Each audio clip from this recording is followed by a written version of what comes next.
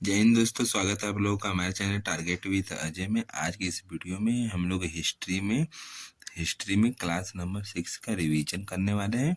और जिन भी दोस्तों ने इससे पहले के पांचों क्लासों का रिवीजन नहीं किया तो हमारे वीडियो के प्लेलिस्ट में जाकर के उसका रिवीजन कर सकते हैं। आज की इस वीडियो में हम लोग बलबन से लेकर के क्यूमर्स तक, जो कि गुलाम वंश का लास्ट शासक था, वहां तक को पढ़ने वाले हैं। अर्थात हम लोगों का आज गुलाम वंश खत्म हो जाएगा। आइए तो शुरू करते हैं आज की वीडियो को। सबसे पहले हम लोग बात करते हैं बलबन की। बलबन जो था ये 1266 से लेकर के 1287 ईस्वी तक इसका शासनकाल चला था।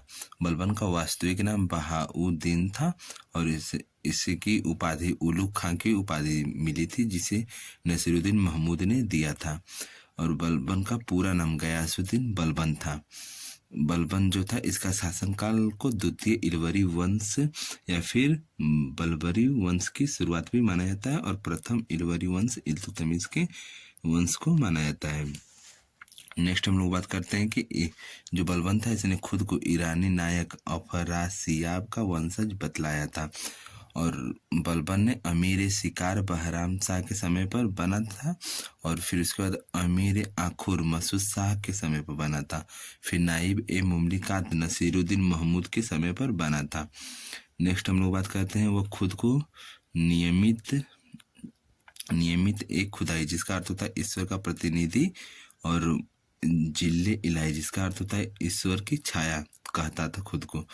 और यह बहुत निरंकुशता से शासन करता था और यह खुद को ईश्वर की इच्छा बतलाता था। नेक्स्ट हम लोग बात करते हैं बलबन ने सजदा और पैबोस की प्रथा को शुरू किया। सजदा पैबोस में घुटनों को बल लेट करके राजा को प्रणाम किया जाता था तथा नौरोज त्योहार को भी शुरू किया था। और यह जो सजदा और पैबोस प्रथा को शुरू किया था इसे न्यायिक शिष्टाचार बतलाता था।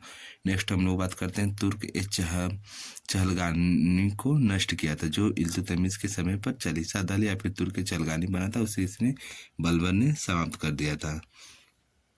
नेक्स्ट हम लोग बात करते हैं मेवातियों के खिलाफ लौह एवं रक्त की नीति बलबन ने अपनाई थी और इस बलबन ने ही 3000 अफगान सैनिकों की भर्ती किया था।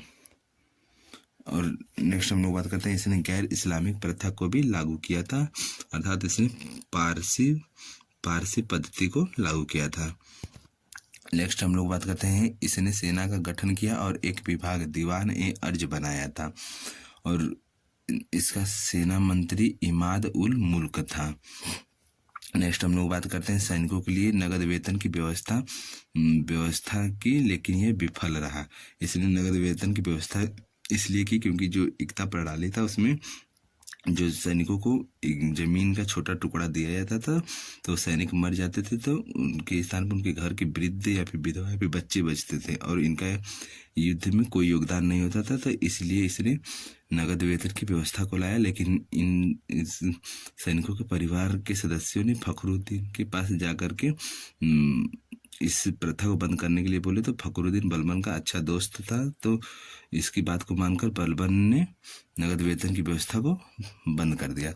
नेक्स्ट हम लोग बात करते हैं कि उसने गुप्तचर विभाग बरीद ए मुमलिकात बनाया था और 1279 में तुगरिल बेग जो बंगाल में विद्रोह कर दिया था तो 1279 में तुगरिल खान बेग के विद्रोह को दबाने के लिए बलबन ने अमीर खां, फिर तितीर खान और शहाबुद्दीन तीनों को एक एक करके भेजा था, लेकिन इन तीनों लोग हार गए युद्ध में।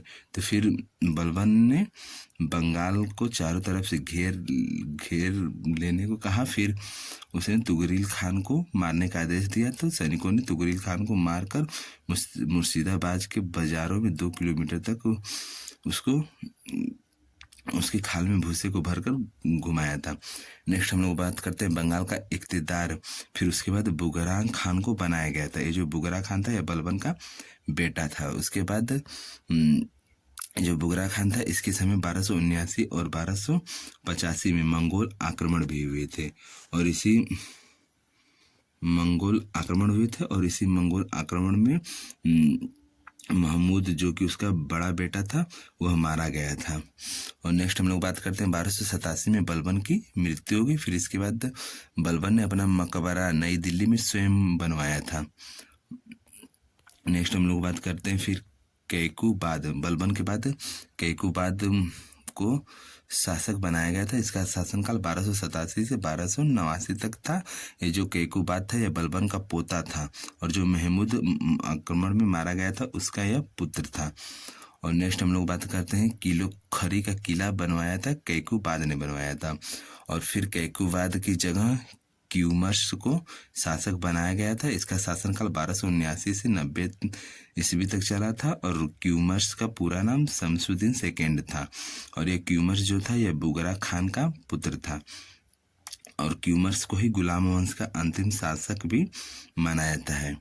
और यह क्यूमर्स जो था, क्यूमर्स के समय बुलंदशहर का इक्तेदार जलालुद्दीन खिलजी था। इस जलालुद्दीन खिलजी ने क्यूमर्स की हत्या करा दी। फिर इसने जलालुद्दीन खिलजी ने क्यूमर्स की हत्या करा करके खिलजी वंश की स्थापना की।